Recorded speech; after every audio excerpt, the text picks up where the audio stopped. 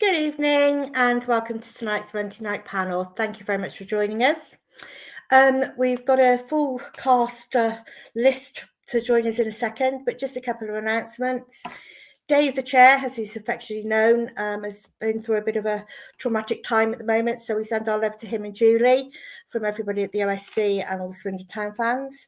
And also Mark Venn at the Disabled Association. It's his birthday today, so happy birthday, Mark, if you're listening. Okay, so let's bring Vic on, and he's got some SAS news. Hello. Hello, Chris. Hi, good evening to you. And of course, Dave, the chair, get well soon from everybody. Always great to see you. So the sooner you're back at Swindon Town games, the better. Simple as that, really. SAS travel. Now, due to personal circumstances, SAS not open this evening for phone bookings or on the 11th. You can contact SAS to book by phone between 10 a.m. and 4 p.m. on Tuesday, Thursday and Friday of this week.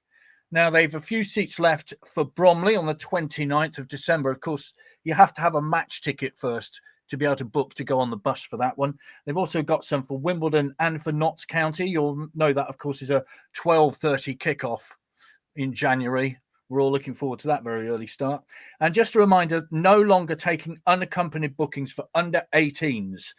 Now, the coach leaves for Wickham tomorrow afternoon, 3 o'clock in West Swindon, 3:30 at the county ground. So that's the SAS news. But if you're thinking of phoning them tonight, please don't do so because of personal circumstances, they won't be open tonight. Okay. Programme fair yesterday, memorabilia fair went very well. Thank you very much for people who held tables and people who come and bought items. We will be doing others. So look out for those on socials. Okay, Vic, have you got anything else? Should we bring the panel on? Yeah, let's get them on. Let's get going. Yeah. We got Rob, we got Anna, we got Mark, and we got Andrew. Okay, I will leave you. Anything you want to add, put in the comments, and we will get through as many as we can. See you later. See you later, Chris. Thanks very much indeed. And I should say that at the memorabilia fair yesterday, I picked up this notable tome by the person wearing the hat, Mr. Andrew Hawes. On this day, Swindon Town, history, facts and figures from every day of the year. I shall be quoting some a little later to you, Andrew. And also, of course, it completes the set. So there you are. Oh, marvellous. Yeah, so I think that's about 24p you've just earned me, so I'm thrilled. Oh, does it? Well, yeah, I didn't buy it through Amazon or anybody. Other sites are available. So does that count? I don't know if they count. Well, 20 to 25p, something like that. Excellent. Very good. Right. Rob, good evening to you. Anna, good evening to you. Hi, Mark. And hi, Andrew. Right. Shall I say this to you then? Swindon Town 3, Fleetwood Town 1 on a Saturday afternoon at the county ground. One Harry Smith with a hat-trick on 8 minutes, 28 minutes and 58 minutes. Matt Virtue Thick for Fleetwood Town on 67 minutes. Assist from Harrison Minton on 28. And Jackson Brown on 58. The bare facts of the crowd, 5,819, of which I think about 119 came from Fleetwood. So bless them for making the journey on an absolutely foul day. So we welcome, and they were really nice people too. So thank you very much for coming. Rob, a win on a Saturday in a league match. Hallelujah. Hallelujah. It seems like such a long time ago, doesn't it? I mean, it's especially a home game as well. It was foul conditions. You can't turn around and say anything else. It was a horrible game to have to play. And I'm sure when we came back out at the end of the game and you realise quite how strong that wind was, it must have been hideous to have played in. But for once, we played to our strengths. For once, we had to put a team out there that were full of legs. Holloway hinted at it, didn't he, in his press conference on Thursday? That was what he was going to do.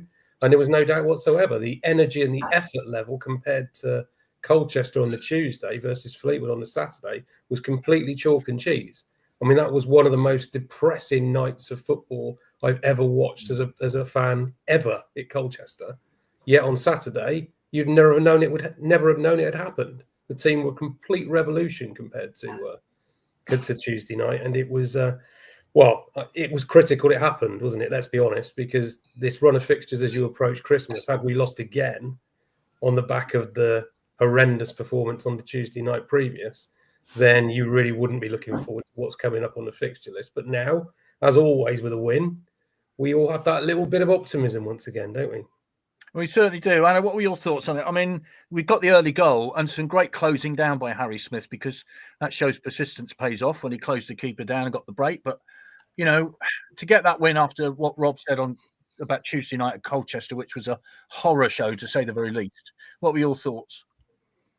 Yeah, likewise, really. I just echo what Rob said. I mean, Holloway referred to it in his post match as well, didn't he? About the energy that Jackson Brown and McGregor and a lot of the other players brought to the party. The closing down was, you know, and the ground covered by even by Drinan, for example, who, you know, may have his faults in front of goal, but actually he puts in a great shift, and so did Glatzel. So, and that made a difference. We occupied the pitch and we chased them down. We made them make mistakes, which led to the first goal. So, you know, to get a win, yeah, as you said, it gives us that little bit of hope. I think we should just be mindful of the fact that not putting too much of a dampener on it, because we should, you know, enjoy the win while we can. But the existential threat to this club is very much still there. So, you know, I was in talking of the spirit of 69, I was happy to see a lot of orange hats around, because I think it's very important that we get that message across.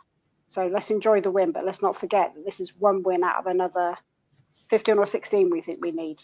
So it's, you know, it's a good start, but we've got to carry it on. Yeah, I mean, the proof will come on Saturday at Bradford, won't it, Mark? Because it's all very well you win at home. I mean, to me, it's essential you win your home games first and foremost, you know, in any season. And our home record this season has been pretty abysmal. Yeah. But a test will come on Friday and Saturday when they go up to Bradford, and Bradford drew against Crewe this Saturday. So, you know, it'll be a tough game for them. Yeah. You know, we've had flashes in the pan before, haven't we? Newport springs to mind, you know, an excellent first half. And we all thought, oh, a corner has been turned. Cheltenham, to a lesser extent, we nearly threw it away. And then this, and yeah, we just want to build on this. And even a point at Bradford wouldn't be. I think we'd all accept that probably now and move on. Grimsby's going to be a tough game because they're excellent away. They've got, I think it's 19 out of 21 points in the last 7 away games. It was just good to see some fight, wasn't it, on the pitch, and some passion, you know.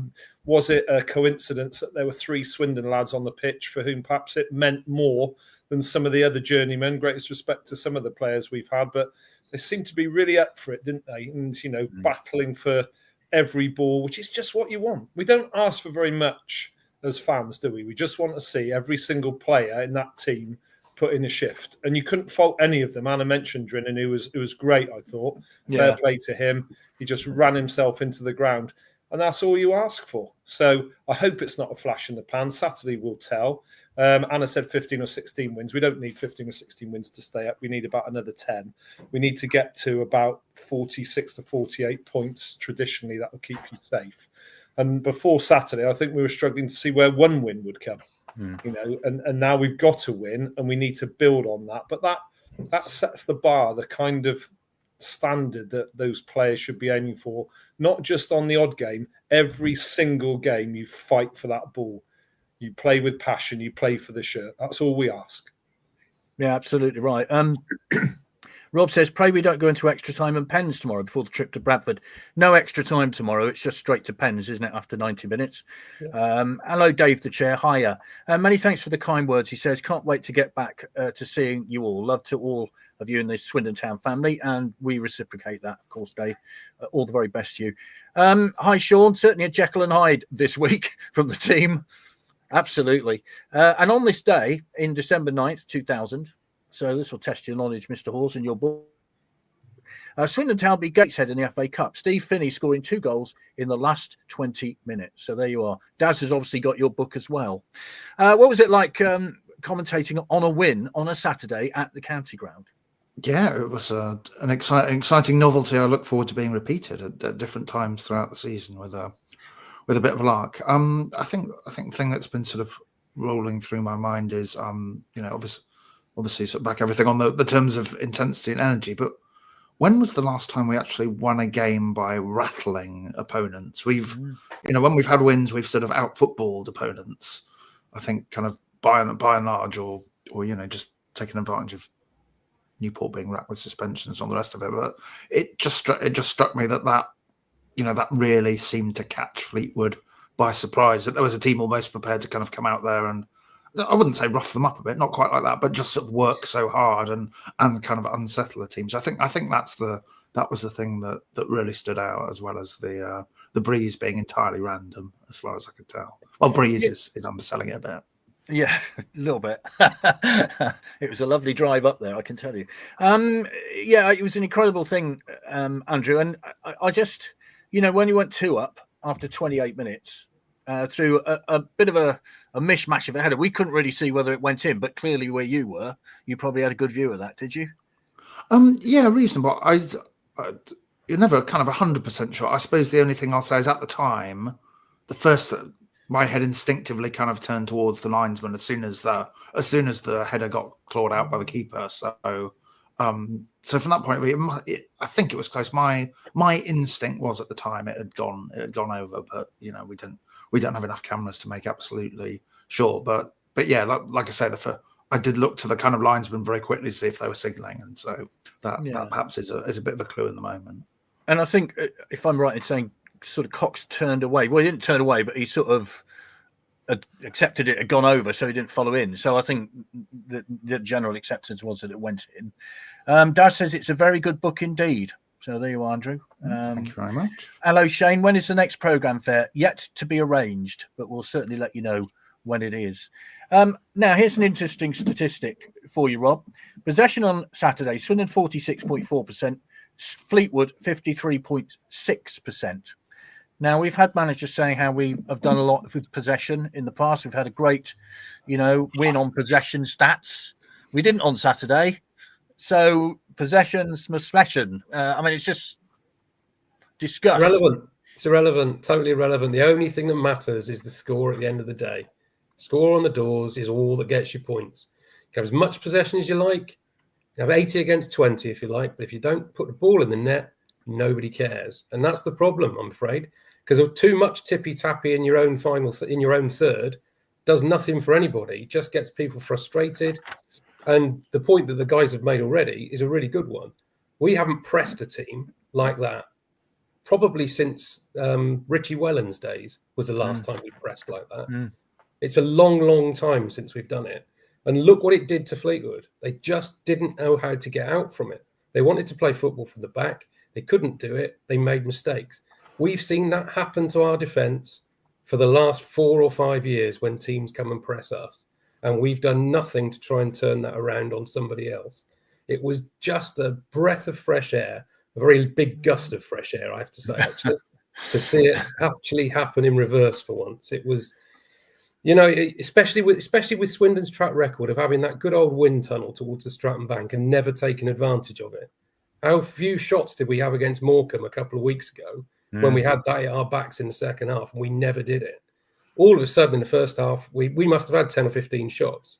It was just completely different to anything we've seen over recent times.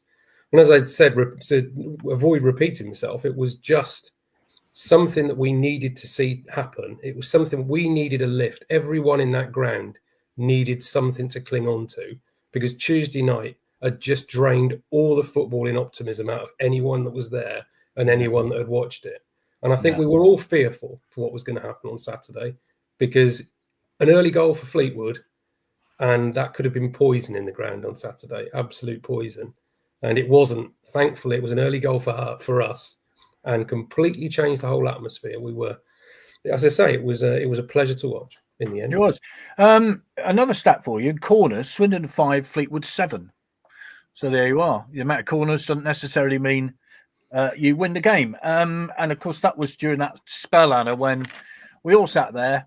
Swindon were 3-0 up. They had a penalty, which Glatzel slipped when he took the penalty. We all saw that. Didn't score. They get one back, and we're all sitting there, nail-biting time, aren't we? They had a lot of pressure. The wind suddenly crept up again, and you thought, here we go. But they held out. Yeah, there was a period of about 15 minutes where I think people were, definitely nail-biting after that. Their single goal went in. But I think definitely into added on time, those last 6 minutes, I thought we were pretty much coasting it after the initial are they going to score again? But they did put one ball past the post, didn't they, when they could have scored, which would have been easier to score probably. So there is an element of vulnerability about the side, obviously. And as you said, if Fleetwood had scored first of all, that maybe changes the atmosphere in the ground, although the atmosphere was pretty good on Saturday, wasn't it? Getting behind the team, as we need to do. But if they had scored first, I think from the players' perspective as well, it's easy to see how they get rattled, they get nervous, and that's what happens to a team down where we are, that we're very vulnerable. If you concede goals, you start to think, are we going to concede another one? You start to maybe stand off and drop back a little bit when you were pressing. And again, Holloway referred to that, didn't he? That kind of panicky few minutes when we did drop off and we did drop back into our own half. So hopefully, if we carry on getting a few points, getting wins, then the confidence will come back. But the confidence is still very low. We've got to bear in mind that what we football fans are like. You get one win and then suddenly it's all rosy. So we've got to keep turning that on. And for me, one of the questions about the lineup for next Saturday, and forget Wickham, although obviously we want to win all games. But if you think forward to the Bradford game, you'd like to think that some of those youngsters that were on the pitch last Saturday will again be on the pitch, but expecting them to turn up, every game for 90 minutes and put in the same shift is a big ask. So the senior pros, some of whom were on the bench on Saturday, have to start putting in the same shift. And those were the players, some of them who performed as they did at Colchester. So it's got to be a ripple effect. You win one, you push hard, and then the ripple effect is that others contribute in the same manner. And that's what they have to all start doing, because you can't ship them all out in January. You can't turn everyone over. So that's what we've got to think about in terms of squad. The verdict's in for the backgrounds. So here we go. John has made his choice. Where to begin? Quite uninspiring today. The Flortoff flag could have been better placed. Who put one of the shirts? Who not put one of the shirts on? Improvement visible though. Thanks, John. Didn't understand. Still scored one, I take it. Oh yeah, okay. Anna, I'll make a deal. You stop imitating Rob's colour scheme, and I'll buy your fanzine. How about that? Andrew, a shirt hanging on an empty shelf does not represent an effort. Mark, very busy. What about the programmes in the corner? There you go. You see, Mark, very busy, but I can't see any kitchen action. It's a bit disappointing. She's come and gone already. And for me, always professional. Thank you. Is that a Welsh rugby shirt behind you? No, actually, it's Bart Grimmink's shirt, which I bought yesterday at the memorabilia fair, and it was one that SAS Travel sponsored some years ago. So I wanted to Mark, if you see what I mean, Mark Waters, of course. And I once was criticised by a former goalkeeper for not having a goalkeeper's jersey. So there you are, I've got one now. And he says, see you at Bradford, any spare tickets? I don't know what he means by that. He's probably able to get one of those, I suppose. So there you are, the verdict's in. Mark, what do you think of that? No kitchen action, pretty shoddy. Yeah, a bit disappointing. She's come and gone. I put a baked spud on at 6:15, so she's come and got that and sat in the other room. She didn't want to be on camera tonight. She's a bit shy. Okay. So that's understandable, really. Okay. John says, not that John, another John. Let's not get carried away after one win after a long time, peeps. Still a long way to go in fixing this. And that's fair to say, Mark, isn't it? I mean, we're not all going, we're going to win the league, we're going to get playoffs, all that kind of stuff. But it's a start. Yeah, that's exactly what it is, Vic. You're absolutely right. And, there's got to be a balance between erring on the side of caution and saying it's just one win, but also feeling joy, because this football club, it means so much to so many people. And to see us in the doldrums, to see us at the lowest point we've ever been in our history as a league football club, bottom, 92nd out of 92, was a real kick in the guts for everybody. We all felt sick to the stomach after the Colchester game. And I didn't go to that. I know Anna's son Daniel went to that. And God only knows what he thought after 38 minutes. Well, he said, actually, if we win tonight and my mum's not with me, that means you can't go again. Well, you're all right. You can go again, Probably. Anna. Yeah, but... just going back to that, Vic, it just reminded me of how much this football club means to me. I want to see my football club do well. I don't want to see it in the doldrums. We don't deserve to see our football club in the doldrums. We deserve to see us fighting, not just in this league, but in the league above, because that's been our natural kind of historical point in our history.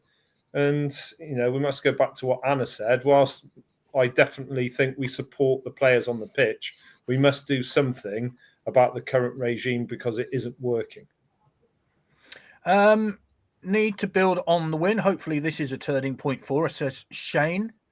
Here's a question for you, Andrew, from Andrew. Is Butterworth available tomorrow? Is it 2 or 3 games he got? He is available because his suspension doesn't count. It's 3 games, so he'll miss. So he'll be Bradford, suspended for Saturday. Yeah. Yeah, but he can play tomorrow, and I would presume, given the certain amount of chaos in picking the team, making sure everyone's rested, and Bradford's the priority, I wouldn't be surprised to see him at some point. Yeah, I mean, that's the daft thing about that competition. It's a Football League competition, and yet suspensions don't count. Weird, isn't it? So, what were you feeling on Tuesday coming away from that, Andrew? You had to interview the manager after that. I mean, I got on the bus. Rob got on the bus. I mean, quite frankly, spitting blood, I think, is the expression, and a bit more. What were you feeling? I think there was sort of a genuine kind of state of shock, really. I didn't. I wasn't necessarily going there expecting some kind of commandeering or swashbuckling performance or something like that. But given how well they'd done against Accrington, again, you were hoping there was a little bit of sort of upward progression. But then just to be sort of kind of pushed over like the proverbial deck of cards, and then that sort of second half play out in the meaningless way it did, and then to see the table, yeah. So that was quite visceral, looking at the table and it was seeing Swindon bottom, and then kind of writing that up for Saturday. And again in the long run, in the very short run, it feels really good to be 90th. In the long run, it still feels terrible to be 90th as opposed to 92nd. But yeah, that was pretty bleak. That was pretty bleak Tuesday. I can't think of many other occasions when I've come back and found it quite so hard to see the path out, as it were. Even through relegations, and we've all sat through many of them, all the people here. Even through relegations, you kind of think, well, it's the end of the season. But to see them bottom of the Football League, the only ever time they've been in that sort of position was bottom of Division 3 South a long time ago. But bottom of the Football League was quite sad, is the word I'd use, Rob. I came away from that, and when I got off the bus in Swindon and then drove home afterwards, sad was the word I thought. It was a very good word to describe how I felt. Yeah, it was chasing him, wasn't it? There was a lot of real. Well, it was doom and gloom. None of us really had a clue how we were going to get out of it. I think that was the biggest issue on the Tuesday, as Andrew's just rightly mentioned, the performance at Accrington with 10 men to go 120 minutes toe to toe, and quite frankly, in 90 minutes we should have won, shouldn't we? We were much the better side in 90 minutes. We had much the better chances. So you went to Colchester not necessarily expecting Swindon to turn them over comfortably. We certainly never expected anything like the lack of effort, apathy that we had to see from those players in that first half. And worse for them, of course, was the goals went in down our end. So those of us that were there had to witness some of the worst defending I've seen, even by Swindon standards. And let's be honest, the bar isn't very high over the course of the last 3 seasons, is it? But the defending for the first and the second goal was just atrocious, absolutely horrendous. And like you say, the upshot of it, the net effect was that Swindon dropped to the bottom of the table. And I can never, ever, ever remember feeling so low as I felt on Tuesday night at about 10:15 when we were sat on the bus. Nobody was saying anything. No. Nobody could quite believe what we'd just witnessed. And it felt like, well, it felt that moment in time, it felt like there was no way back.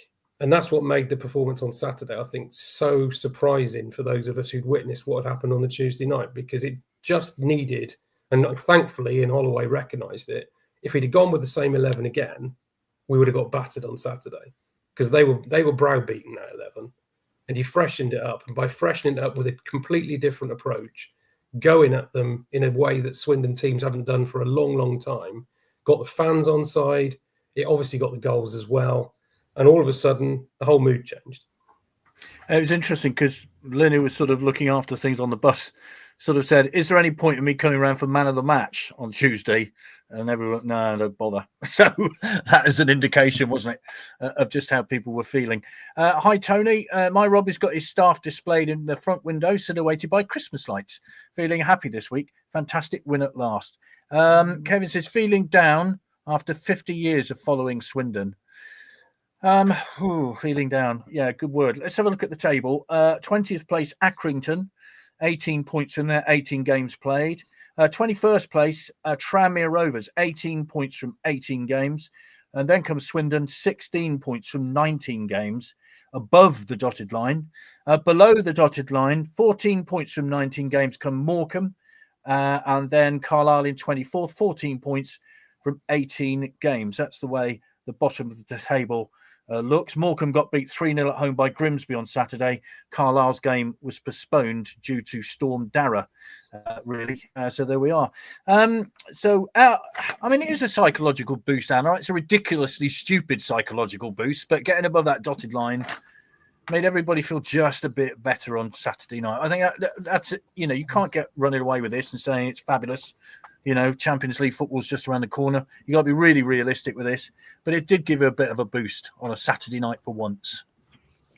Yeah, it definitely did, and it's the psychological impact that is important, not just for the fans, but for the players as well. To go to 92nd place in the way that, in the manner that we did, was gut wrenching, as you said, and I always think that to go out of the Football League, you have to be a bit of a basket case of a club. Yeah, I agree. And we are a basket case. So, if you look over the last few seasons, the trajectory has been down for a myriad of different reasons, most of which are associated with the current regime, I have to say. But you literally have to be a basket case. It's not luck. It's not lack of hard work, because we know there are lots of good people at the club putting in a big shift in what they do, and there's no disrespect to anyone behind the scenes in that respect, in the offices and so forth. But you have to just have lost the plot as far as structure and organisation are concerned.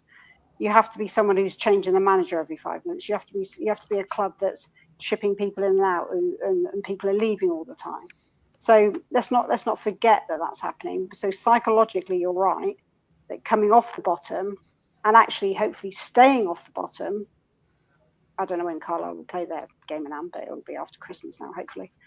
Staying off the bottom is a psychological necessity almost, because once you hit those depths, as we've seen with various clubs in the past, like Forest Green last year, who were last year's basket case, if you like, it's hard to recover from it. You get into that pattern of losing to the point that you almost think you can't win, and that's not just that's a lot of that has to do with the players. If you think about those 3 or 4 corners that Morecambe hit us with in the game a couple of weeks ago at home, when we conceded, got inside the first few minutes, that's the psychological pressure that you've got to put up with. On Saturday, they had more corners than us, and I thought every time we got ahead on that ball, and that's equal to the amount of pressing we were doing. Was for those 7 corners that Fleetwood had, we met it with our head and we got it away, and that's got to be the same every time. So you're right. The psychological boost of staying off the bottom, I think, is really important to fans and players. Yeah, it is a massive boost. And hi, Emma. Funny how some fans quiet down when Swindon win a game, which is what we all want in the end. And a good win for Ian Holloway and the team too. Happy birthday, Emma. John Richards' Christmas period, in my view, is a massive month. It sometimes makes or breaks your season.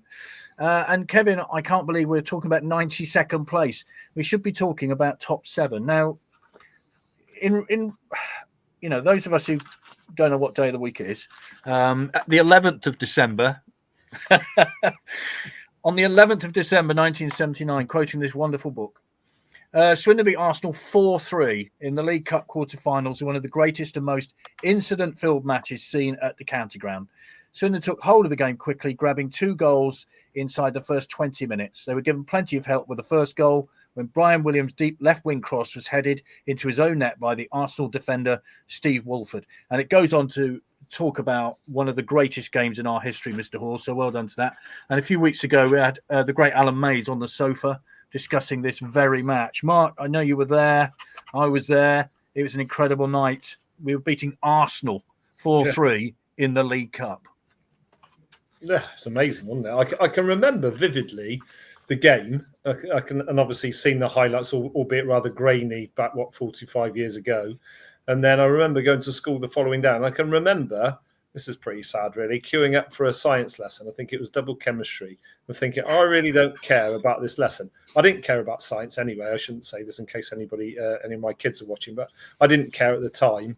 Because it just felt like you were floating. It felt like you'd watched something which was just fantastic. We had beaten Arsenal Football Club, 4-3 after extra time. Just fantastic memories, fantastic scenes. And of course, we then went on to play Wolves in the semi-final and got robbed. And we won't talk about Bradshaw and all that kind of stuff. But it was just that those days to explain to new fans, my sons included, and everybody who's below 30, that we were once a cup team.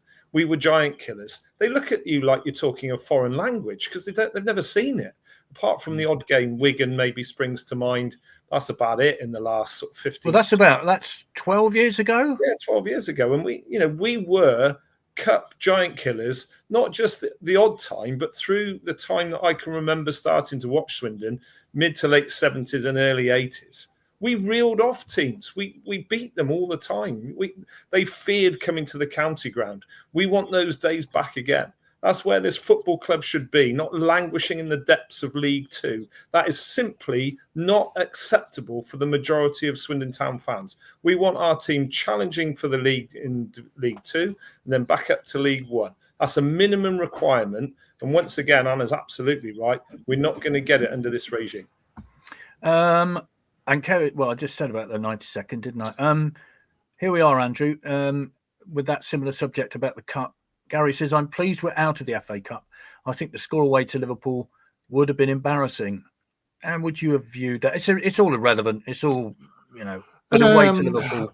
Well, I do kind of sympathise in some ways because ultimately the broad likelihood, I suspect, is we would have had a lot of hype, a lot of hoopla, and a lot of distraction about mainly playing Liverpool under 23s. I suspect. I would assume they will be swapping it round. So, would it have been it might have been a good galvanizing day out, and it might have got a lot of publicity. Some of which the club would have welcomed, some of which I suspect it wouldn't. So they've missed on that, but it does ultimately feel that dragging ourselves away from the Football League relegation zone is probably more important. And anyway, some of us have been to Anfield before in '93, and they're not all that. So there you go.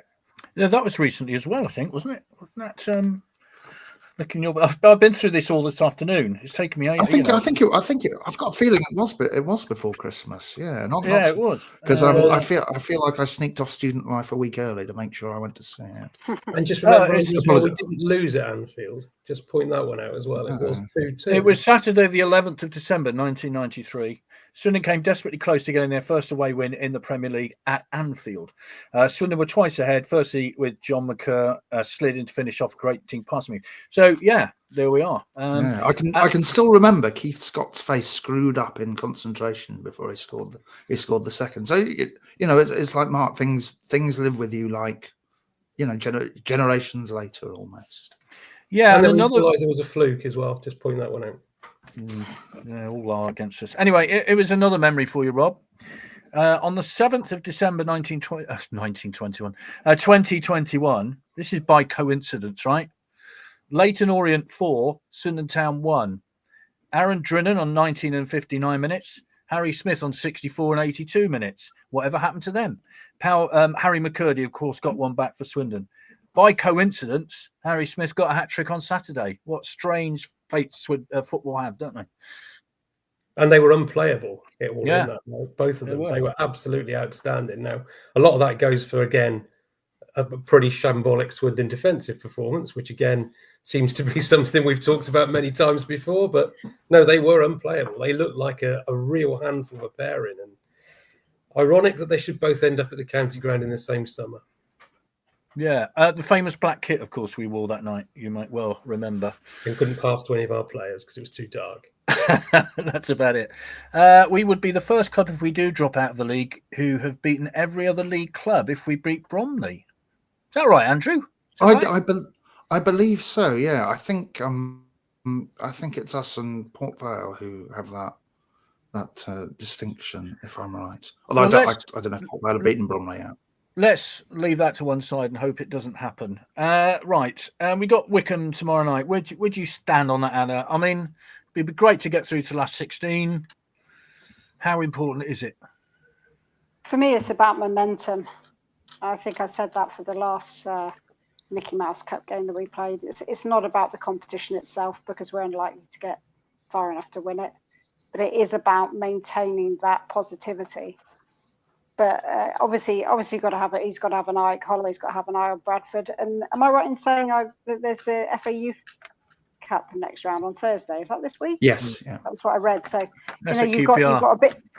Yeah, so you've got a dilemma there, haven't you? So yeah. if you play not the entirety of the youth team, but if you play some of the youth team for 90 minutes on Tuesday, how are they going to fare on Thursday? You know, what is the who's calling that priority? Because that's a tricky one as well. So yeah, I think Tuesday's about momentum. I mean, Wickham are good side, going well in League One. So I think we shouldn't knock that as a challenge.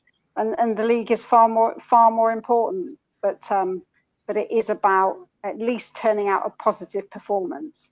So not a kind of Colchester-like whitewash. We want to start that game on Tuesday as we finished on last Saturday, or at least kind of how we started in pressing and the effort and the closing down. Let's see that again tomorrow night. And if we go out of the cup, then so be it. If it goes to penalties, let's hope we can get a few on target. I think that would be nice as well, wouldn't it? The stats on penalty shootouts, Mark, is incredible, isn't it? It defies belief, really. Andrew will tell us them all in a minute, but it just is bonkers how Swindon can't win a penalty shootout. You think back to Charlton in the playoffs. Yeah, I was thinking the same. Yeah, and Exeter in the EFL Trophy, I think we won one, didn't we? But that's it, isn't it? Very, very few. Oh yes, at home. Yes, of course. Yeah, very, very few. Just not great penalties. We were actually at Mrs. M's 60th birthday bash, me and Anna and various other people listening, and I think we all knew that once we went to pens, we weren't going to do it, which is a great shame. Tomorrow doesn't really matter a great deal. I take what Anna said. Momentum's right. Also, she's right. You want to put in a shift, but some of those players, they look very weary, didn't they, at the end on Saturday? Drinnan, you'd rest. You'd probably rest Will Wright, important player for us. And then a couple of lads, McGregor, I think, put in a real shift, both right and left. You'd rest him. And then bring in, Butterworth hasn't played. Shamanga, if he can stand up, he could have a game. And a few other kids, but obviously with the Youth Cup in mind as well. So it's a tricky one for Holloway, who, by the way, if we go back to him in the Colchester game, must take his share of the blame for picking a side, the majority of whom had played 120 minutes. That wasn't the right team to pick. He should have realised that, and I'll give him some credit for making up for it on Saturday, for picking a team that had some legs. We've had no legs for the whole of the season. I've been crying out for it. We've just not been able to run past players. In Jackson Brown, we had a lad who put himself about for an hour. McGregor's obviously great. And so, I think the manager probably needed to look at himself after that Colchester defeat. And he probably did, in fairness to him. And he picked a side that was going to really be up for it on Saturday, and fair play. Tomorrow, I'm not bothered. I'm not bothered. I'd like us to win, but I'm not really bothered. I am bothered about Saturday because we need to get a result there to build on what happened last Saturday. Like I said, a draw at Bradford would be completely acceptable in my book, really. Same in open play penalties recently. Obviously, Harry Smith missed one, didn't he, up at Accrington last week, and Powell Glatzel missed one on Saturday. The last 4 years of the football have been very poor. From Ghana, bought tippy-happy football, but Saturday attacking from the back to the front line. The formation on Saturday, then, Andrew, 4 at the back, 3-3, worked, didn't it? Yeah, well, I think the sort of the big surprise for us was seeing Ollie Clark started among the defenders. To be honest, I think that was he had a great game though, didn't he? Yeah, no, that was the wild card one, and it worked pretty well. But yeah, they really did manage to somehow push a lot of players forward and not look too outnumbered in midfield, because you'd have the sort of three forwards, and then Glatzel was almost in behind them because you had Brown on the right, and then you get Cox moving forward, you get McGregor moving forward. So you had a lot of people to go and press and rattle Fleetwood in their sort of final third, and we all saw the results of that, really. I think I agree with Anna about tomorrow. I think the important thing is the players who are out of the team show the buy-in to put in that level of running and energy that the starting 11 did at the weekend. So I think they've got to show that if they want to sniff at the team, and hopefully they will show that level of commitment, and then it's kind of whatever happens against the side of the top of League One. Ollie Clark's out, I think. Did you say for Saturday? Is that a 5 booking? Yeah, he's got 5 bookings. So yeah, because I thought, Rob, on Saturday that was Ollie Clark, because I love performances like that. You don't really notice them, but they just do their job diligently and get on with it. And I thought he really played well Saturday, along with Jackson Brown, who, if you remember, I think came on against Colchester, didn't he? And like a fish out of water. But I thought on Saturday he had a great game. Yeah, it was shame about. It's a real shame about Clark, because obviously it's been very stop-start for him, hasn't it? This year, he didn't look fit when he joined in the summer. That first month really wasn't the Ollie Clark that we were expecting to see. Got himself the injury, got over the injury, came back in, and just had started to look like he was getting back to what we'd have expected to see, and then picked up another injury. Mm-hmm. So it's been very stop-start for him. And Saturday's performance was exactly what we hoped it would be, full of blood and guts, making sure people were organised, just making sure that, as you say, there was no gaps, and they didn't look like the gaps that we'd seen week after week after week defensively. They actually looked a solid 3 at the back, and it's a shame because we need experienced players at Bradford. I totally get the fact that we need legs, because the legs were superb on Saturday, and we need the same effort from everybody again. But you don't want to take too many rookies to a place with 16,000 screaming Yorkshiremen, I'm afraid. You need a little bit more experience and a few older heads in there too. But that needs to be a performance, like Mark said a few minutes ago, that builds on Saturday. We can't afford to go to Bradford now and lose that momentum. Tomorrow night, I mean, it's you've got a lovely steak dinner at Fleetwood versus cod and chips at Wickham, haven't you, as far as we're concerned, because nobody's bothered about tomorrow night. We'd all love to go through and love a lovely day out at Wembley, but that competition for me is the football combination replacement. It's what we should have had for a reserve team for many, many years, because we're seeing the negative effect now of not having an ongoing, constant set of reserve fixtures. I'm not saying the pitch is good enough for that, but if you don't have anywhere you can play players who are injured or people who are suspended for long periods of time, when they get back in the team, they're having to get up to full match fitness in the first team. And you can't do it very easily. Just can't do it. The lack of combination at our level now is absolutely crucifying teams of our size. And you need to have that regular football. We just don't get it. And Clark is an exception. He's proven that he can come back, and come back at a level which is probably superior to what most others come back at. And that's a real shame for me, because it was one of the highlights in my younger days, going to see these big clubs take their reserve team down to Swindon, mid-afternoon. You'd always guarantee there'd be 2 or 3 first-team players in there on their way back. It was always worth a watch. And obviously the world's a different place now, but I lament the lack of a football combination, I'm afraid. Well, it's very interesting. We were talking about Jimmy Giles about this last week on the sofa. Of course, he played for Swindon in the early 60s and played a lot of combination games. And it's where, young players learn about men's football, isn't it? I mean, it's simple as that, really. And they don't have that route at the moment. Many fans talking about the importance. Oh, one more point I was going to raise before we get on to January. Bradford, by the way, 11th place, 25 points in their 18 games. I'll start with you, Rob, because I know this is a subject that we talk about a lot. Nnamdi Ofabor, should he play on Saturday? Without a shadow of a doubt. There's absolutely no question in my mind he should be playing. And he should have been playing from the start of the season, as I've been pointing out on several occasions on here. For me, he's just the size and presence of that midfield. Taking him out has unfortunately knocked his confidence, and you can see it when he's come on for the last 3 or 4 appearances. Saturday, not so much, but he was a shadow of the player that we expect to see from him over the course of the last 2 or 3 sub appearances. And that's what comes of not being in the team and not playing regularly. Because there's no doubt the back end of last season, he wasn't only the best player on the pitch for Swindon, he was standing head and shoulders above everybody else on the pitch for Swindon. And we should have built the team around him this summer.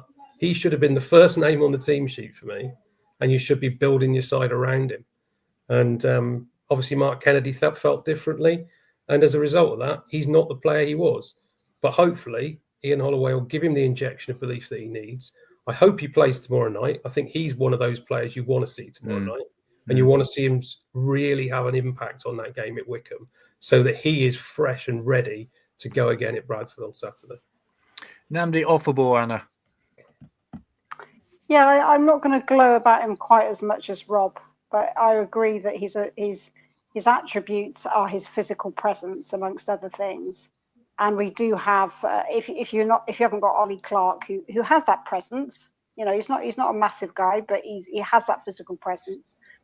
We don't have enough players in the team, I think, that have that physical presence. Just by being on the pitch, they give the opposition something to worry about. And Offable does break up play nicely. He does occupy that space and get involved. And I would agree that he should be starting tomorrow for sure. And if Clark's not playing Saturday, he should play Saturday. I mean, it's a shame that things transpired, as you said, Rob, in the summer, that perhaps he came back and Kennedy didn't fancy him for whatever reason, and that does not play his confidence. But it's not just about Offable, is it? It's about other players that need to be putting in a shift as well. So the other players that are going to play tomorrow, Wale might play, I guess. Shamanga, give him a go. Is he kind of our own Cucurella? Is he slipping all over the place? I'd like to see it for sure. I'd like to see him stay on his feet. I think he'd offer a lot more if he. I don't know whether it's about balance or whether he's looking for fouls, but stay on your feet a bit more in the box, lad, and give it a shot. So he's going to start tomorrow night, and I think from tomorrow's performances is what's going to make up Holloway's mind about Saturday, about starting 11. I mean, I'm not sure I completely hold with the let's not put too many kids on Saturday. I think you've got to play the right side for a variety of different reasons, some of which are the 16,000 you might get at Bradford, but you've still got to maintain that energy. So hopefully if the energy is there on tomorrow night, then some of those players will reappear on Saturday. Yeah, good point. Mark, I mean, one of the disappointments for, I think, Colchester was that Offable wasn't in the starting lineup. Because he came on in the second half, damage was already done. The substitutions were made at half-time. At least it was 0-0 in the second 45 minutes. But if ever there was a game when you needed a defensive holding player like that, it was on Tuesday at Colchester. So would you start him on Saturday? It's really odd, isn't it? Because you look at him and you think there's some real potential there. I think he's still only a fairly young fella, isn't he? Is he 24 or 25, something like that? And you think there's had 3 years out of the game, of course. There's a real physical presence there. I'm with Anna. I haven't seen enough of him really to wax lyrical about him. But at the same time, you do see a player in there. And I don't think any of us could understand when he did play under Kennedy why he played further forward. That seemed to make no sense whatsoever. You play the guy in front of the back four because that's what he's good at. He's a biggish lad. He can break play up. That's probably his major attribute. Break play up, give it simple. Play the short passes as well. Short passes. In terms of the Bradford game, I'll put a slightly flip side of the coin to it. They're every year seem to be amongst the promotion favourites, and here they are once again, mid-table. I mean, from Swindon's point of view, we'd only dream to be in mid-table, but they're 11th. So let's go up there and not be too worried about them. Let's go up there and think, there's a lot of pressure playing in front of that big crowd because it is 15 or 16,000 every week, and they don't seem to be able to respond to it right now. So let's go up there. If we play the same as we did on Saturday, we've got a decent chance of getting a good result. If we get in amongst them, if we sit off them like we did against Colchester and other teams as well, we'll probably lose again 3 or 4-0. So get amongst them, play like you did with some fire, some passion, some energy. I think we could come away with a positive result. Yeah, I mean, if you're a footballer, Andrew, these are the sort of games you want to play in front of 16,000 people. Before you get onto that, what about Offerball? Should he start on Saturday? I don't know. I'm not quite as taken as Rob either. I think if you could magic up last season's Off-Ball, then yes, but it's not entirely hit things. But perhaps I'm more inclined thinking about that kind of matter of physical presence, as you said. That I might start him given Clark's out, but then you've got to think about who you put in the back 3, or whether you change it to a 4, and then it all gets more complicated. I think going back to playing in front of Bradford. I don't think I'm making this up, but I'm happy to be corrected. I feel like Rafael Rossi Branco came on at Bradford pretty early in his Swindon career, when we didn't know much about him and quite what he'd faced, and he had quite a good game, and you could see him kind of, and it's almost like he grew after that. It's like because sometimes, if you chuck people into that atmosphere, then maybe they do respond in a positive way rather than being intimidated by it. It is, it is way out of League 2 level when they're going well, but the flip side, as Mark says, it doesn't take them much to be as perpetually dissatisfied as we usually are. Yeah. Bradford not on a good run, says Matt. 1 league win in 7 or 8, I think he says.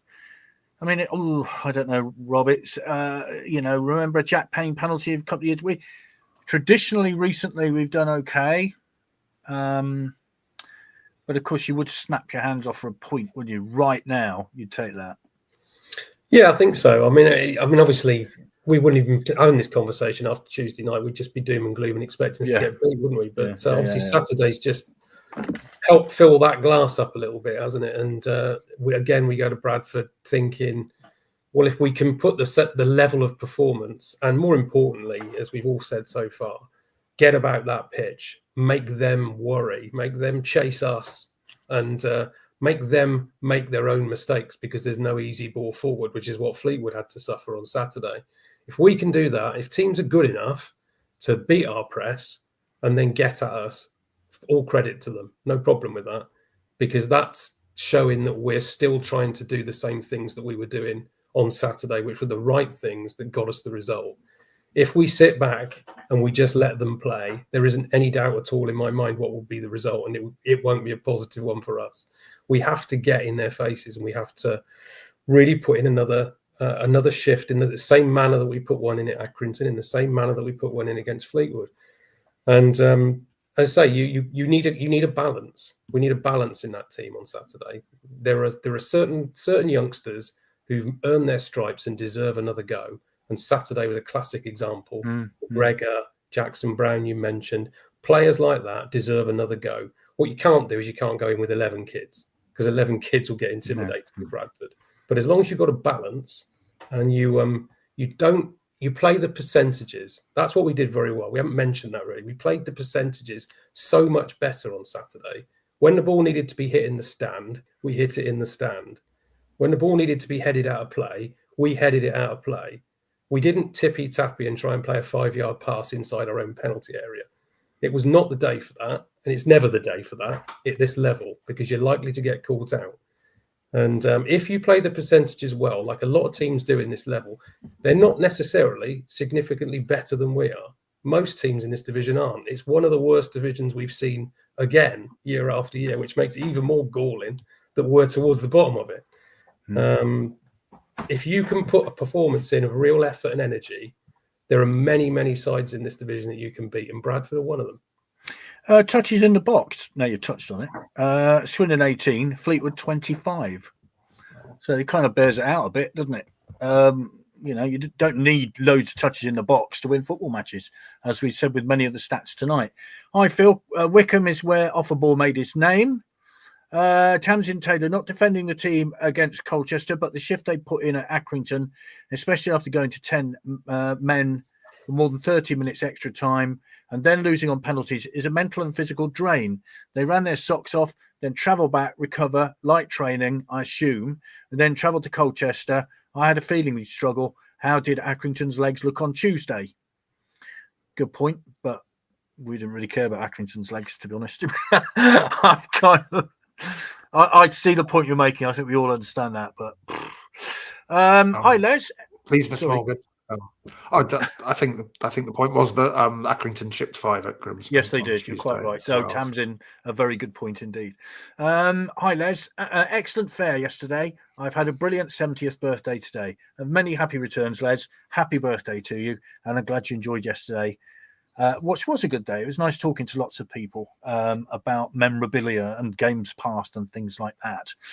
Now, where were we? Okay. This is from Mark Godley. Many fans talking about the importance of the January window and us signing players.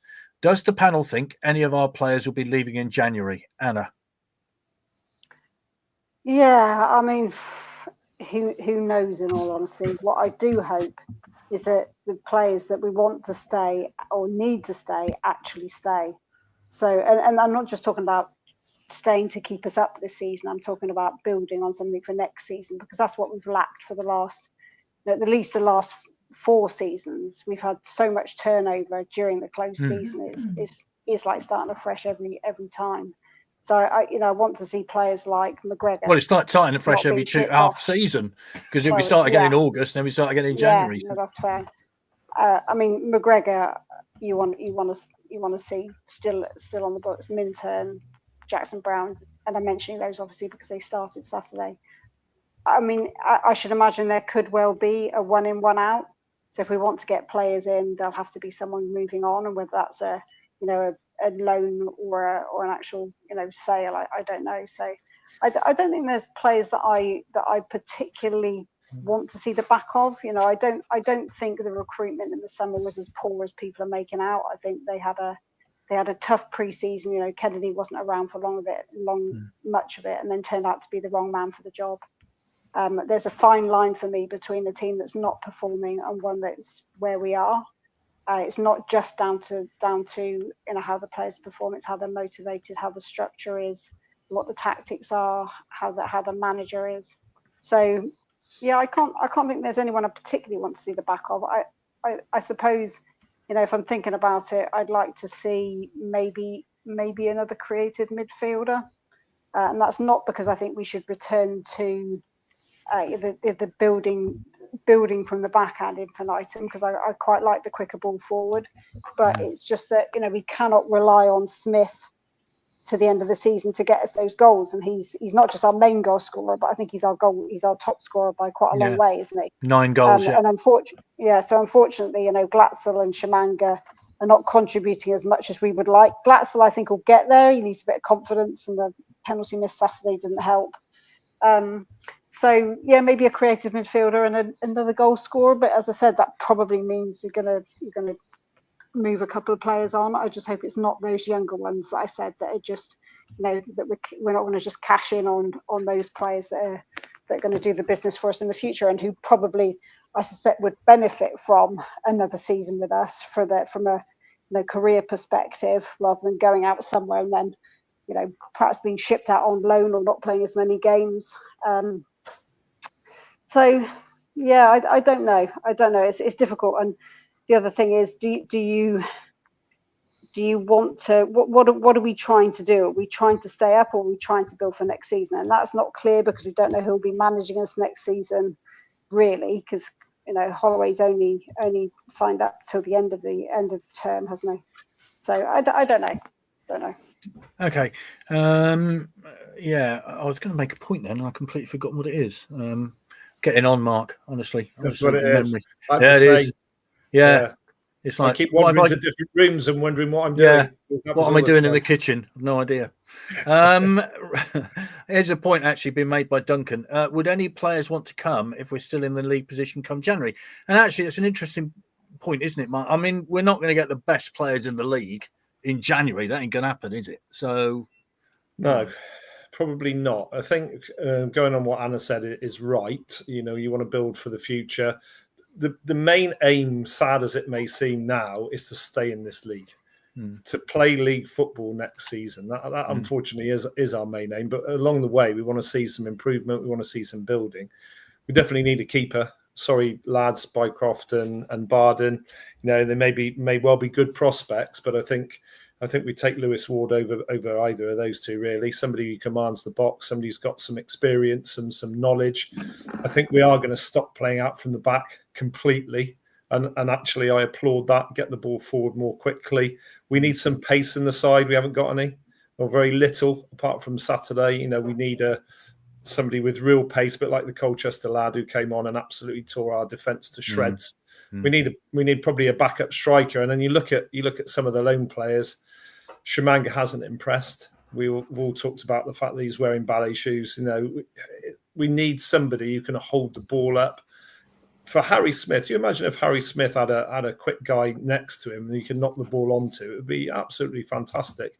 Although obviously Drinnan is done really, really well. I take my hat off to him and the ship. So I think probably we need 3 or 4 players. We definitely need some more bite in midfield. You can't play a midfield of Cottrell and Kilkenny. That just doesn't work for me. So a bit more bite in midfield, but I think also we have to be realistic and think we're probably only going to get these players if we ship players out in the first place. So 4 out, 4 in for me probably in January, but heaven only knows what's in the mind of the current regime in terms of what they're going to do with transfers. I have no idea whatsoever. Well, Derek says, I think all the loan players we currently have are expendable and should be returned to their parent clubs. I know the point I was going to make. 9 goals for Harry Smith, but I think the next one, Andrew, is 3 for Glatzel. Is that right?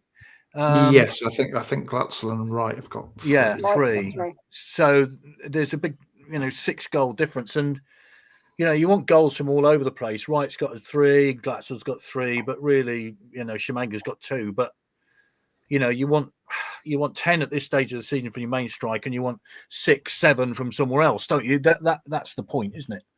Yeah. No, we are lacking a little bit goals from midfield, though Cottrell can pop up occasionally. But I do think it'll be interesting, as you said, to see what happens to the loanees yet, because we can kind of we could go through them all and think about the impact they've had, if any really kind of held down a starting place. Well, Freckleton did.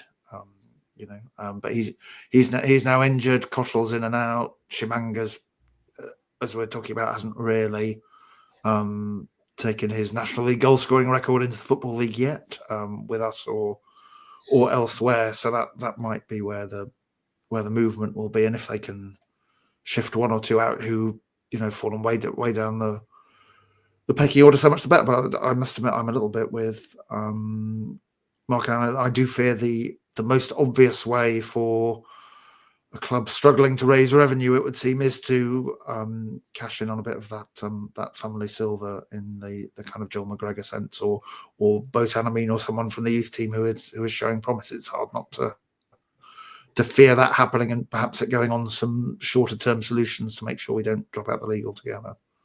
Well, as long as they get a deal where it's a really, really good sell-on, or they get a loan back for the rest of the season, or something like that. Just don't get rid. Do something positive with it. That would be, I think, acceptable. Hi, Tony. Bring back Harry McCurdy. Fun times. Get Harry back. That would be great. Everybody will love it. Anyway, Rob, what do you think about January? Well, there needs to be movement. I don't think there's any doubt about that. And I think we've all hit on what is the obvious route, which is, I don't think all through the last few seasons, we've been fearing our best loan players getting taken from us in January, and us having to rebuild as a direct result of it. You can take all the loans back this time and we won't have to rebuild at all. Just replace them with anybody, and mostly the team will improve. I don't think any of the loans have excelled in any way, shape or form. So I would have no problem at all losing all of the loanees and replacing them all. And just to throw another spanner in the works, could we call back Saido Khan? Is that a possibility from Tranmere? I'm not saying he's worth calling back, but Holloway may have seen him. He may suit the style that he wants to play. So perhaps there may be movement that way. I don't know. But I think the crux of the matter now is that Holloway needs to find a different type of player to what we've got in the squad currently. You've seen the blueprint. He wants pressing. He wants real energy in the team. I can't say I can see an awful lot of players out there at the moment that directly fits that bill. And I'm sure those are the type of players that he'll be looking to try and bring in. Probably top heavy at centre back if he doesn't want to play three. We're certainly lacking midfield bite. There's no doubt at all in that for me. And I'd love to see a winger. I'd love to see a winger with pace. Really would. And have we got an adequate backup for Harry Smith? Should he be out injured or suspended? Not sure Drinnan or Glatzel fits that bill at the minute, and certainly Shimanga doesn't. So I'd certainly want another centre forward. So I've got a long shopping list, I'm afraid. Some news just in. This is Swindon Town defender Billy Kirkman has returned from his Weston-super-Mare loan spell following an impressive period with the Seagulls. No such thing as a seagull, but we don't go down that route. It's one of my bugbears. Anyway, yeah, so I guess that's one of the youth players, Andrew, being recalled. Yeah, well, he's in theory he's a little bit beyond that in terms of age because he was sort of playing in the League of Wales, but I think Weston have been doing pretty well, haven't they? In National League South, and they gave Bristol Rovers something to think about in the FA Cup, didn't they? So yeah, they did. especially when you're short on bodies, as it were, for tomorrow, it probably works to perhaps have a look at him, see where he is, and I think by the sounds of it, you're in the situation where if they have a look at him and think he's not quite ready, Weston would happily take him back again, so he's not going to suffer and not get football somewhere. So, Charlton to press. I mean, to be honest, he's a little bit of a mystery, isn't it? We saw a bit of him in pre-season, but my knowledge of the League of Wales before that, I have to say, was not A+. Teflon something plus is the thing. Is it what's the name of that team? I can't. Teflon non-stick. Network Solutions, isn't it? That's it. Network Solutions, something like that. Anyway, thank you all very much indeed. I should say I was approached by somebody on Saturday, and he said he's got some guests coming for the Grimsby game, and they're a little bit nervous about the 21st. So this is what I said to him, and I hope everybody takes this on board for the spirit in which it's intended. I passionately believe in everybody's right to protest peacefully, and so they should be able to. I also passionately believe in people's right not to protest, which I think is fair. And he was very nervous about what his friends were worried about that whole thing. So I think we can all agree you have the right to protest, but you also have the right not to protest. Do we not? Do we all agree with that? Yeah. Good. Yep. Fair enough. Okay, right. Well, we'll see you at Wickham for those of you who are going. Chris, hello. Hi. Yes, we will. We'll see you all at Wickham tomorrow night or at Bradford on Saturday. We are back next Monday with Chris Hay. So have a bit of history with Chris and see what he's doing now and things and his time at Swindon. So we'll see you all soon. Les Partridge, wish you a happy birthday today. Dave, the chair, as we said, keep the strength up and keep going. So, all right. So we will see you all soon. Bye. Bye now. Bye.